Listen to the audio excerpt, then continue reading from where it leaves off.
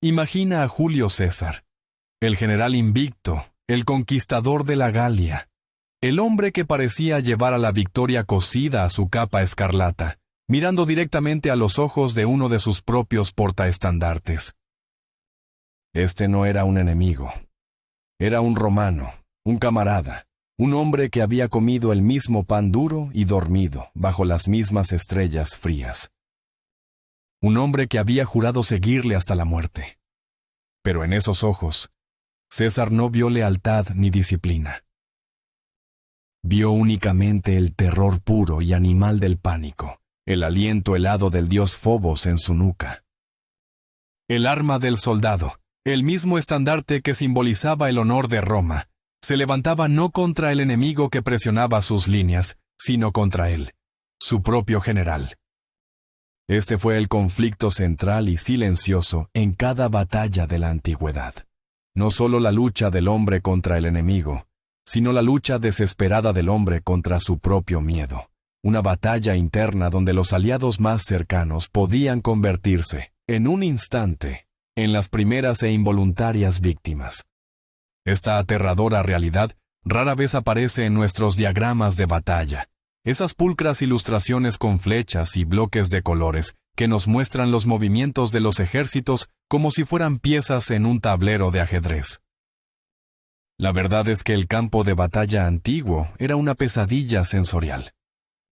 No era un tablero claro, sino un lienzo caótico pintado con polvo, sudor, sangre y el estruendo ensordecedor del metal contra el metal. La visibilidad era, en el mejor de los casos, imperfecta. Desde la distancia, el enemigo era una línea borrosa en el horizonte. A medida que se acercaban, se podían distinguir las formas de los hombres y los caballos, los estandartes ondeando al viento como presagios de la tormenta que se avecinaba. Pero una vez que las líneas chocaban, la claridad se desvanecía. En ese torbellino de violencia, donde cada hombre luchaba por un palmo de tierra y por su próximo aliento, ¿cómo saber si la lanza que pasaba silbando junto a tu cabeza era de un amigo o de un enemigo? ¿Cómo saber si el golpe que te desequilibraba venía de la presión enemiga o del pánico de tu propio compañero? La cuestión del fuego amigo no era una simple posibilidad, era una certeza estadística, una consecuencia inevitable del caos. Y se manifestaba de tres formas principales y aterradoras: el daño colateral accidental, el pánico ciego y la mortal identificación errónea. Primero, consideremos la forma más simple e inevitable de fuego amigo, el daño colateral. Imagina a un legionario romano en medio de una formación apretada. Su corazón late con fuerza contra sus costillas, el aliento se condensa en el aire frío. La línea enemiga choca contra la suya con la fuerza de una ola rompiendo contra las rocas. A él apuñala con su gladius, se defiende con su escutum, moviéndose en el espacio confinado que César había ordenado mantener, para maximizar la eficacia y minimizar los accidentes. Pero en la furia del combate, un compañero a su lado tropieza. Bunó, en el instante en que el legionario se gira para parar un golpe, el movimiento amplio de su propia espada, destinada a un bárbaro que gritaba, corta el brazo del amigo que intentaba recuperar el equilibrio. No hay malicia, solo la física brutal de un momento caótico. Aunque los registros directos de tales incidentes son escasos, porque ¿qué soldado reportaría un error tan vergonzoso en medio de la carnicería? Es lógicamente inevitable que sucediera. Cada soldado era un peligro no solo para el enemigo, sino para todos los que lo rodeaban. Este peligro se multiplicaba con las armas a distancia. Antes del choque de las líneas principales, los hostigadores o skirmishers avanzaban para tantear al enemigo. Eran las primeras gotas de una lluvia mortal. Honderos, arqueros y lanzadores de jabalinas intercambiaban proyectiles en una danza letal antes de retirarse tras la seguridad de la infantería pesada. Los comandantes eran extremadamente cuidadosos. En el momento en que las líneas principales se encontraban, se daba la orden de cesar el fuego. Continuar disparando una lluvia de flechas sobre una melé de cuerpos entrelazados, donde amigos y enemigos eran indistinguibles, era una receta para el desastre. Sin embargo, a veces ocurría. Tenemos registros de cómo un cambio repentino en el viento podía desviar una volea entera de flechas, haciéndola caer no sobre las cabezas del enemigo, sino sobre las espaldas de las propias tropas aliadas, añadiendo una lluvia de muerte desde el cielo a los horrores que ya enfrentaban en la tierra. Más cerca del frente, era común que los soldados de las primeras filas lanzaran sus jabalinas pesadas, los pila, justo antes del impacto. Imagina el silbido de cientos de estas armas cortando el aire. Ahora imagina a un soldado, lleno de adrenalina, que lanza la suya con demasiada fuerza o con un ángulo demasiado bajo. En lugar de clavarse en el escudo de un enemigo, se clava en la espalda de un compañero de la fila de adelante, que cae con un grito ahogado antes incluso de haber podido usar su propia espada. Estos eran los accidentes, las tragedias impredecibles de la física y la mala suerte. Eran más accidentes extraños que sucesos comunes, pero cada uno de ellos contribuía a la niebla de la guerra, sembrando desconfianza y demostrando que la muerte podía venir de cualquier dirección, incluso desde atrás. Pero si el daño colateral era una chispa peligrosa, el pánico era un incendio forestal que lo consumía todo. El pánico era el verdadero asesino en las batallas antiguas. La mayoría de los combates no terminaban cuando un ejército era aniquilado, sino cuando un lado se rompía y huía. Las bajas durante el enfrentamiento real solían ser relativamente bajas, quizás entre el 1 y el 5%. El verdadero horror, la carnicería masiva, comenzaba con la retirada. Era entonces cuando la caballería victoriosa y la infantería ligera perseguían a los hombres que huían, masacrándolos por la espalda sin piedad. Sin embargo, en esta situación, las propias fuerzas amigas podían ser igual de letales que el enemigo perseguidor. Visualiza una línea de batalla que comienza a desintegrarse. No sucede de una vez. Comienza con un murmullo de miedo en un flanco, unos pocos hombres que retroceden, luego se dan la vuelta y corren. El miedo es contagioso. Se extiende como una plaga a lo largo de la línea. Pronto, una sección entera se rompe y huye. Lo que antes era una formación disciplinada se convierte en una masa caótica de cuerpos en pánico, una estampida humana. En esa avalancha de terror, los hombres eran pisoteados hasta la muerte por sus propios compañeros, aplastados bajo los pies de una multitud que solo veía una salida. Sus gritos se perdían en el tumulto, sus vidas extinguidas no por una espada enemiga, sino por el peso de su propio ejército aterrorizado. Peor aún era cuando la huida no era tan simple. A veces, las líneas de retaguardia se mantenían firmes, ya sea por disciplina o porque no se habían dado cuenta del colapso en el frente. Los hombres que huían desde el frente se encontraban con un muro de sus propios soldados bloqueando su escape. En ese momento de desesperación absoluta, la lealtad se evaporaba. Tenemos numerosos relatos que confirman que los soldados que huían no dudaban en usar sus espadas para abrirse paso a través de sus propias filas, cortando a cualquiera que se interpusiera en su camino hacia la seguridad. Un oficial valiente podía intentar mantener la línea, gritar órdenes, incluso golpear a los soldados que huían para intentar restaurar la disciplina. Pero al hacerlo, se convertía en el objetivo principal. Para un hombre poseído por el pánico, el oficial que le bloqueaba el paso era un obstáculo tan mortal como el enemigo, y sería eliminado sin dudarlo. Fue precisamente esto lo que le sucedió a César en Dyrrhachium.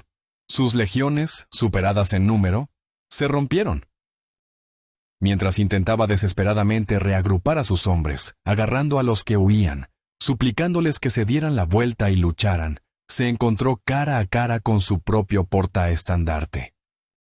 El hombre estaba tan consumido por el terror que, al ser detenido, levantó el asta afilada del estandarte para ensartar a su comandante. César, solo se salvó porque uno de sus guardaespaldas reaccionó en una fracción de segundo y cortó el brazo del soldado. Este incidente revela una verdad escalofriante. En el apogeo del pánico, no había amigos, ni generales, ni lealtad. Solo había supervivencia. Algunos ejércitos eran brutalmente conscientes de esta debilidad humana y tomaron medidas extremas. La famosa formación romana a menudo incluía a los triarii, los veteranos más curtidos, en la última línea. Su trabajo no era solo ser una reserva de combate, sino también una barrera final. Tenían órdenes de detener, por la fuerza si era necesario, a cualquier unidad de las líneas frontales que intentara huir. Eran una línea de defensa tanto contra el enemigo como contra la cobardía de sus propios compañeros. Algunas tribus germánicas llevaron esto aún más lejos. Según los informes, colocaban a sus mujeres y niños en la retaguardia, no para protegerlos, sino para que actuaran como una última línea de vergüenza y muerte. Tenían la tarea de gritar insultos, avergonzar y, si era necesario, matar a cualquier marido, padre o hijo que se atreviera a retroceder y abandonar la lucha. En el caso del pánico, por lo tanto, el fuego amigo no era solo posible. Era una ocurrencia común, a veces incluso institucionalizada como una herramienta desesperada de disciplina. Finalmente, llegamos al tipo de fuego amigo más complejo y psicológicamente perturbador: la identificación errónea. Aquí, los soldados no atacan por accidente o pánico, sino que atacan intencionadamente a un objetivo que creen que es el enemigo, pero no lo es. Para entender cómo podía ocurrir esto, primero debemos entender cómo un soldado identificaba a su enemigo. En su nivel más básico, el soldado de a pie atacaba a lo que su general le ponía delante. El general se encargaba de la estrategia a gran escala, localizando al enemigo y desplegando el ejército según un plan de batalla. Estos planes solían ser bastante simples. Las líneas de infantería avanzaban en una formación relativamente recta. Para ese soldado en el suelo, el proceso de identificación era gradual. El enemigo comenzaba como una mancha indistinta en la distancia. A medida que se acercaban, podía empezar a distinguir los estandartes, los colores, las formas de los escudos, quizás la diferencia entre la infantería y la caballería. Cuando estaban a unas pocas docenas de metros, la identificación se volvía mucho más fácil. El equipo distintivo, la apariencia física y cultural, los gritos de guerra y el idioma eran indicadores claros. Para un legionario romano, era increíblemente fácil diferenciar a un galo con pantalones y pelo largo, a un hoplita griego con su armadura de bronce, o a un arquero parto con su vestimenta oriental. El enemigo se veía, sonaba y se comportaba de manera diferente. Pero ¿qué ocurría cuando el enemigo era también romano? De repente, el enemigo vestía la misma armadura, usaba el mismo gladius, gritaba las órdenes en el mismo latín y estaba organizado en las mismas legiones y cohortes. Las armas, el idioma, la apariencia y el comportamiento eran idénticos. La confusión que esto podía generar fue evidenciada mucho antes, en la guerra del Peloponeso, en la batalla de Delio en el 424 a.C. En lo que a menudo se cita como el primer registro histórico de fuego amigo, los hoplitas atenienses intentaron flanquear a una unidad de Tespíades. En el caos de la maniobra, un ala del ejército ateniense se topó con otra, y en la confusión del momento, comenzaron a luchar entre sí. Se cree que en esta batalla, los atenienses no usaban identificadores claros y estandarizados en sus escudos, lo que hizo imposible distinguirse en la melee. Los romanos, afortunadamente, solían ser mejores en esto. Cada legión tenía sus propios estandartes, el águila, y, lo que es más importante, patrones y emblemas de escudo muy distintivos. Dado que las legiones generalmente luchaban como una unidad cohesionada, incluso en una guerra civil, un soldado de la 10ª legión de César podía reconocer fácilmente a un soldado de una legión pompeyana por el diseño de su escudo. La historia sugiere que, en general, los romanos manejaron este problema razonablemente bien, y la identificación a gran escala no fue un problema insuperable. Aún así, siempre se tomaban precauciones. La medida más común era el uso de una contraseña secreta o una consigna.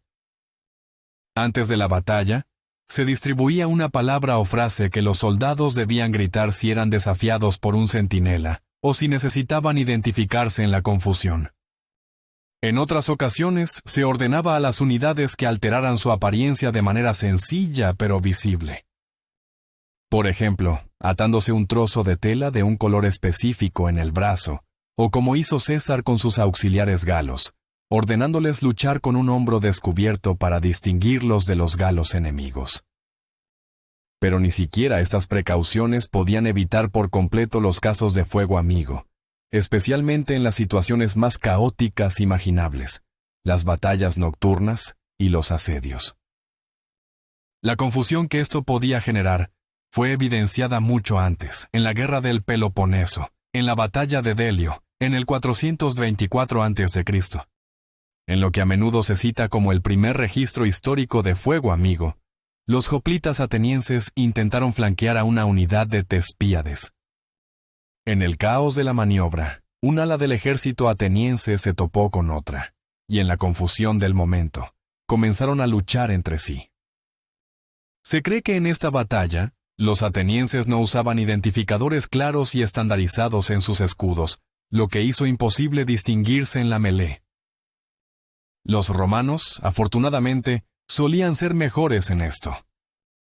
Cada legión tenía sus propios estandartes, el águila, y lo que es más importante, patrones y emblemas de escudo muy distintivos. Dado que las legiones generalmente luchaban como una unidad cohesionada, incluso en una guerra civil, un soldado de la 10ª legión de César podía reconocer fácilmente a un soldado de una legión pompeyana por el diseño de su escudo. La historia sugiere que, en general, los romanos manejaron este problema razonablemente bien, y la identificación a gran escala no fue un problema insuperable. Aún así, siempre se tomaban precauciones. La medida más común era el uso de una contraseña secreta o una consigna. Antes de la batalla, se distribuía una palabra o frase que los soldados debían gritar si eran desafiados por un centinela o si necesitaban identificarse en la confusión. En otras ocasiones, se ordenaba a las unidades que alteraran su apariencia de manera sencilla pero visible. Por ejemplo, atándose un trozo de tela de un color específico en el brazo, o como hizo César con sus auxiliares galos, ordenándoles luchar con un hombro descubierto para distinguirlos de los galos enemigos. Pero ni siquiera estas precauciones podían evitar por completo los casos de fuego amigo, especialmente en las situaciones más caóticas imaginables, las batallas nocturnas y los asedios. Dos anécdotas históricas ilustran este punto a la perfección.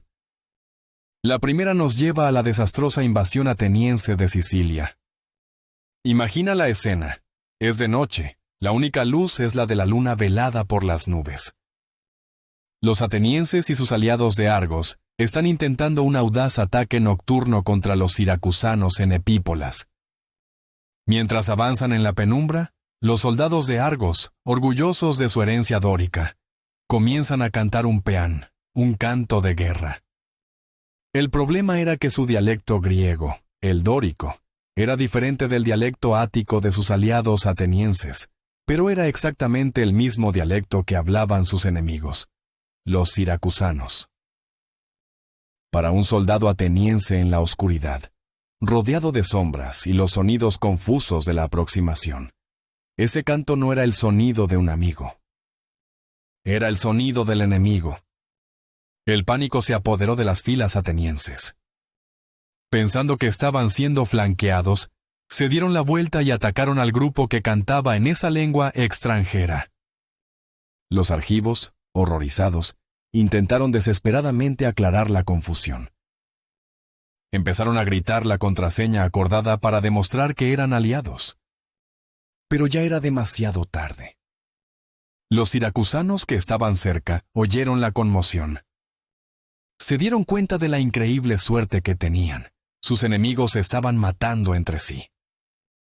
Con una astucia brutal, se unieron a la refriega, pero mientras atacaban a los atenienses y argivos desorganizados, también comenzaron a gritar la contraseña que acababan de oír. Ahora todos gritaban la misma palabra. La única herramienta de identificación se había vuelto inútil, convertida en un instrumento más del caos. La situación se convirtió en una masacre indescriptible, un desastre absoluto causado por un simple malentendido auditivo en la oscuridad. La segunda anécdota tiene lugar durante el asedio de Jerusalén por parte de Tito. Los legionarios romanos han logrado abrirse paso hasta la fortaleza Antonia, un laberinto de pasillos estrechos y patios oscuros. La lucha es desesperada, cuerpo a cuerpo, en la penumbra de los túneles subterráneos. La confusión aquí provenía de dos factores.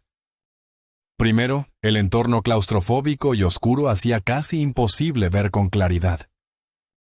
Segundo, y más importante, las fuerzas judías defensoras habían adoptado la práctica macabra pero efectiva de recoger las armaduras y equipos de los romanos, caídos en batallas anteriores, y usarlos ellos mismos. Así que un legionario romano, al doblar una esquina en un pasillo oscuro, podía encontrarse cara a cara con una figura que vestía la misma lorica segmentata, el mismo casco y que portaba el mismo scutum que él. En esa fracción de segundo, con la adrenalina bombeando y la vida en juego, la vacilación era mortal. ¿Era un compañero perdido o un enemigo disfrazado? Los soldados romanos terminaron luchando y matándose entre sí en esos pasajes infernales, víctimas de una táctica de guerra psicológica y de la simple imposibilidad de saber quién era quién. Por lo tanto, podemos concluir que el fuego amigo no era solo un riesgo, sino una característica intrínseca de la guerra antigua. Su prevalencia dependía de la situación. Un accidente con una lanza en una formación disciplinada era raro. Una masacre causada por el pánico en una línea rota era terriblemente común. Y un desastre causado por la identificación errónea en una batalla nocturna o una guerra civil era el tipo de pesadilla que los comandantes más temían. Estas historias, que rara vez se cuentan en los grandes relatos de conquistas y estrategias, nos recuerdan la verdad fundamental del soldado en el terreno, que el caos era el verdadero comandante en cada campo de batalla, y que a veces, el enemigo más peligroso no era el que tenías delante, sino el amigo aterrorizado que tenías a tu espalda.